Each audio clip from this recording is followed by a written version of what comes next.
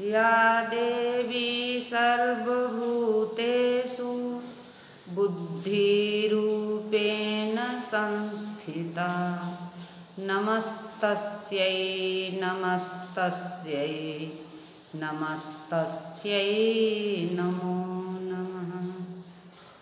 नमस्कार, मैं काव्य कुमारी, सहायक प्राध्यापक साहित्य, जूथालाल संस्कृत महाविद्यालय, मझौलिया, पश्चिम चंपारण।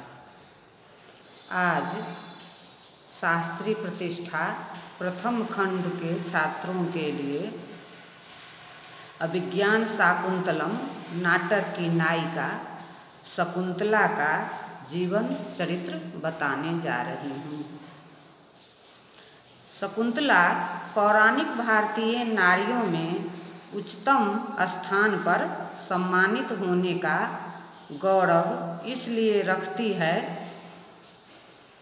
क्योंकि उनके पुत्र भरत के नाम से ही हमारे देश आर्यावर्त का नाम भारतवर्ष पड़ा।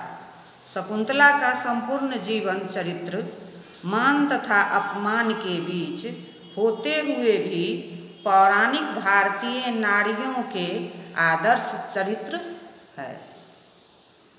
शकुंतला ऋषि विश्वामित्र तथा मेनका की कन्या थी। जन्म से ही विश्वामित्र तथा मेनका ने उसका त्याग बड़ी ही कठोरता से कर दिया था। इंद्र ने विश्वामित्र के तप को भंग करने के लिए इंद्र सभा की अप्सरा मेनका को भेजा था। विश्वामित्र का तप भंग हुआ और वे मेनका के आकर्षण में ऐसे बंधे कि मेनका को जो पुत्री उनसे प्राप्त हुई वह शकुंतला ही थी। विश्वामित्र दोनों को छोड़कर तप करने चले गए। कुछ समय पश्चात मेनका ने शकुंतला को शैशवावस्था में जंगल में ही पशु पक्षियों के बीच छोड़ दिया। वन में शकुंत अर्थात पक्षियों ने अपनी छत्र छाया में उसका लालन पालन किया, इसलिए वह शकुंतला कहलाई। अचानक एक दिन वन मार्ग से जाते हुए ऋषि कौनु को नवजात बच्ची शकुंतला मिली। वे उसे अपने आश्रम ले आए, जहाँ ऋषि की कुटिया में पली बढ़ी। सभी वनवासियों की वह दुलारी थी। अत्यंत रूपवान गुणवान शकुंतला को कौनु ऋषि भी अधिक स्नेह करते थे। शकुंतला युवा हुई तो उसका रूप और भी निखर आया। एक दिन कौनु ऋषि किसी कार्य से बाहर गए हुए थे।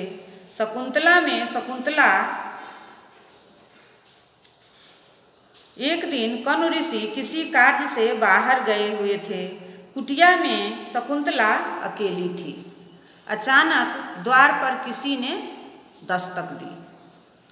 उसने पाया कि एक राजकुमार आतिथ्य ग्रहण करने की आकांक्षा से वहाँ आया है।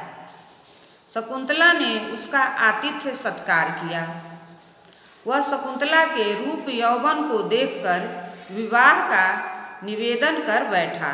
शकुंतला ने अपने पिता कण्व के अनुपस्थिति में ऐसा करने से अस्वीकार किया। राजकुमार ने बताया कि वह प्रतापी राजा दुष्यंत है, उसके साथ गंधर्व विवाह करना चाहता है। ऐसी परम सौशालिनी स्त्री को वह तुरंत वरण करना चाहता है। शकुंतला प्रेमवश दुष्यंत की बातों में आ गई और उसने राजा दुष्यंत से गंधर्व विवाह कर लिया। जाते समय राजा दुष्यंत ने शकुंतला को अपनी पहचान के रूप में एक अंगूठी दी और उसे शीघ्र ही राजधानी ले जाने का वचन भी दिया। इसके बाद संध्या होने से पहले ही अपनी राजधानी लौट गए। जब कण्व ऋषि लौटे तो शकुंतला ने अपनी परम सखी अनसुया के माध्यम से ऋषि कण्व को सारी बात बताई। स्नेहवश उन्होंने शकुंतला के इस विवाह को स्वीकार करते हुए उनके निर्णय को उचित ठहराया। दुष्यंत के प्रेम में खोई हुई शकुंतला ऐसे ही एक दिन द्वार पर यह सोचते बैठी थी कि दुष्यंत उसे अपनी राजधानी ले जाने क्यों नहीं आए। उनका प्रेम था या छल। इतने में द्वार पर दुर्वासा मुनि भिक्षाम देही करते खड़े थे। शकुंतला का ध्यान तो राजा दुष्यंत में खोया था।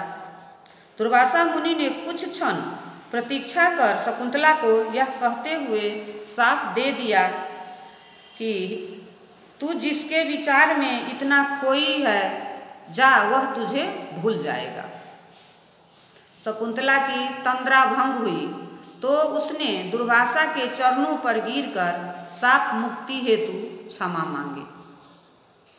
दुर्वासा ने उदारता दिखाते हुए कहा कि यदि उसे तुम्हारी कोई पहचान की वस्तु मिल जाए तो वह तुम्हें पुनः स्वीकार कर लेगा। समय बीतने पर शकुंतला गर्भवती हुई। शकुंतला ने अपने पिता पर बोझ बने रहने की अपेक्षा राजा दुष्यंत के पास जाना उचित समझा। भारी मन से ऋषि कण्व वनवासियों, पशु पक्षियों, बेलों तथा लताओं ने शकुंतला को विदाई दी। शकुंतला 2 ऋषि शिष्यों के साथ राजा दुष्यंत के महल जा पहुंची। शाप के प्रभाव से दुष्यंत ने उसे पहचानने से इनकार कर दिया और उसे दुष्चरित्र कहकर अपमानित करते हुए महल से निकाल दिया। शकुंतला के अनुनय विनय का दुष्यंत पर कोई प्रभाव नहीं पड़ा।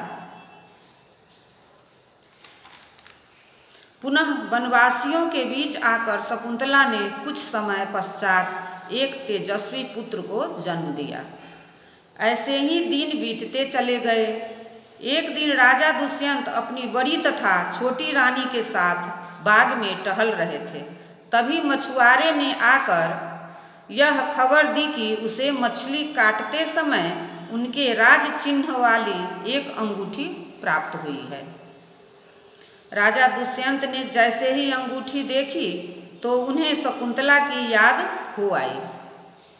बड़ी रानी ने राजा दुष्यंत को शकुंतला के साथ किए गए उस दुर्व्यवहार व अपमान के प्रति क्षमा मांगने हेतु और उसे ससम्मान राजमहल वापस ले आने हेतु निवेदन किया।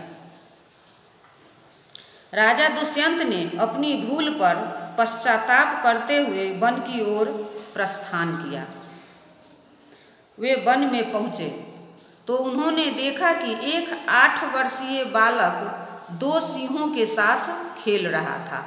उसके मुखमंडल पर राजसी तेज था। राजा दुष्यंत ने उस बालक के वीरता से प्रभावित होकर उससे यह जानना चाहा कि उसके सौभाग्यशाली माता पिता कौन हैं। बालक ने कुटिया के द्वार की ओर संकेत कर कहा कि वह अपनी माता का परिचय ही जानता है, पिता के बारे में नहीं जानता। राजा दुष्यंत उस उत्सुकता बस शकुंतला का ख्याल करते हुए कुटिया के द्वार पर जा पहुँचे। उन्होंने पाया कि वह तो उनकी प्राणप्रिया शकुंतला ही है। शकुंतला ने कहा कि वह उन्हें नहीं पहचानती। राजमहल में इतना अपमानित होने की घटना उसके लिए अब भी ताज़ा थी। दुष्यंत ने शकुंतला को खूब मनाया और बताया कि ऐसा शापवश हुआ है।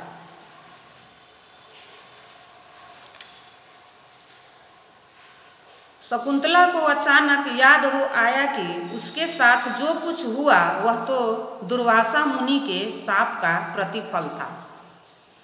उसकी अंगूठी नदी पार करते समय जल में गिर गई थी, जिसे मछली निगल गई थी, जिसे देखते ही दुष्यंत को शकुंतला की पुनः याद हो आई। उसने बताया कि शेरों से खेलने वाला वह बालक उनका ही पुत्र है।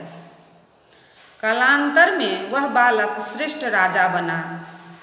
उसके नाम भरत से ही भारतवर्ष का नाम भारत पड़ा। इस तरह सुखपूर्वक दिन व्यतीत करने के बाद शकुंतला और दुष्यंत अपने बेटे भरत को राज सौंपकर वन की ओर चले गए।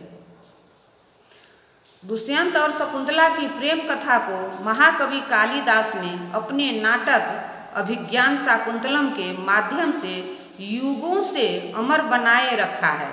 शकुंतला और दुष्यंत के साहसी और वीर पुत्र के चक्रवर्ती सम्राट बनकर वर्षों तक भगवान राम की तरह आदर्श शासन स्थापित किया। धन्यवाद।